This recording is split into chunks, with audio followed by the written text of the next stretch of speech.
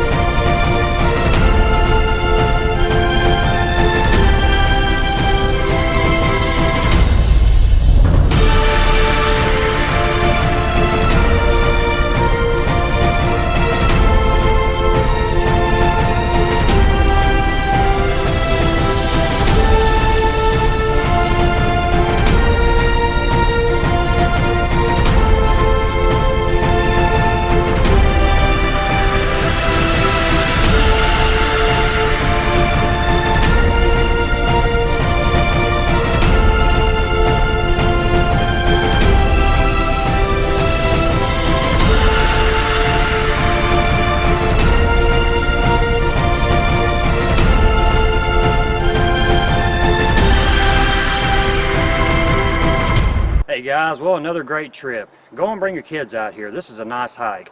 It's not too steep. Down by the waterfalls, there are a few drop-offs, so just be careful around there. But until next time, go out there and create your own adventure.